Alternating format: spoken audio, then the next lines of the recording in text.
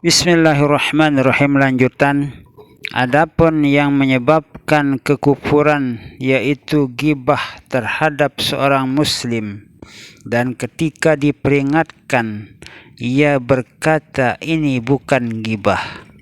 Artinya kalau ada orang yang membicarakan kejelekan seseorang Islam, lalu orang itu menjawab kita di saat kita memperingatkan kepadanya bahwa ini adalah ghibah yang mendatangkan dosa besar, namun orang tersebut tidak mau mengatakan atau istighfar, malah orang tersebut mengatakan atau menjawab kepada kita bahwa ini bukan ghibah, maka itulah yang menyebabkan suatu kekufuran terhadap orang tersebut.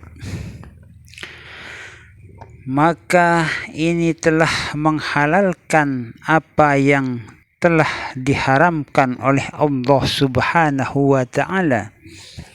Sebab Allah Subhanahu wa ta'ala mengharamkan kita berbuat ghibah, mengucapkan ghibah, lalu orang tersebut mengatakan bahwa itu bukan ghibah, artinya tidak menyebabkan berdosa ucapan saya ini, jawaban orang tersebut, sehingga orang tersebut menjadi kufur atau menjadi salah satu penyebab kekufuran seseorang. Dan siapa yang menghalalkan apa yang diharamkan oleh Allah Subhanahu wa ta'ala, hukumnya adalah kafir. Adapun yang bernama nifak yaitu ghibah, jika menggibah kepada seseorang tetapi tidak disebut namanya di depan orang yang mengetahui bahwa ia menuju nama fulan dan ia merasa bahwa ia berlagak warok, menjauhi yang haram, maka ini yang dinamakan dengan nifak. Adapun yang bernama maksiat ialah ghibah pada orang dan merasa bahwa itu memang haram dan maksiat. Adapun yang mubah, jika ia ghibah, maka seorang fasik yang terang-terangan fasiknya atau orang ahli bid'ah, maka ini akan mendapat pahala sebab orang-orang lalu menghindarinya dan menyelamatkan diri daripadanya. Sebagaimana sabda Rasulullah sallallahu alaihi wasallam, sebutkan kejahatan orang yang berbuat lacur supaya orang-orang berhati-hati daripadanya.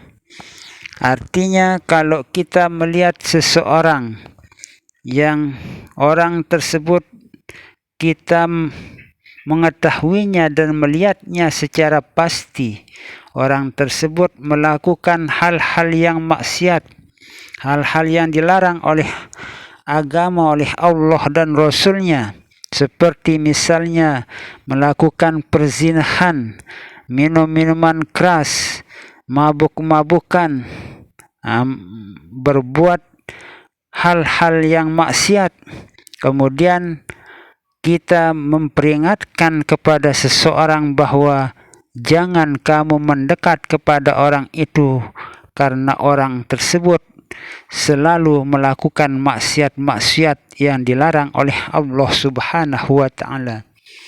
Itu adalah suatu hal yang dibolehkan oleh agama kita supaya orang berhati-hati daripadanya, sebab sabda Rasulullah sallallahu alaihi wasallam.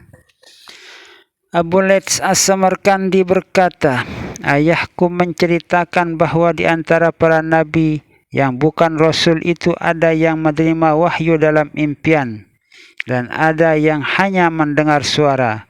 Ada nabi yang menerima wahyu dengan mimpi itu.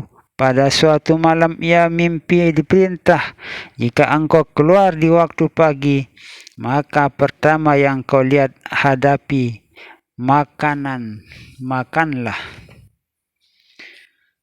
Dan yang kedua sembunyikan. yang ketiga, terimalah. Dan keempat, jangan kau putus harapannya. Dan yang kelima, larilah daripadanya. Maka pada esok hari pertama yang dihadapinya adalah bukit hitam besar. Ia berhenti bingung sambil berkata, aku diperintah makan, apa yang aku hadapi ini? Lalu ia sadar Tuhan tidak menyuruhku sesuatu yang mustahil dan tidak dapat dilaksanakan. Maka ia jalan menuju ke bukit itu untuk memakannya. Dan ketika ia mendekat, tiba-tiba bukit mengecil sehingga sebesar 1 suap.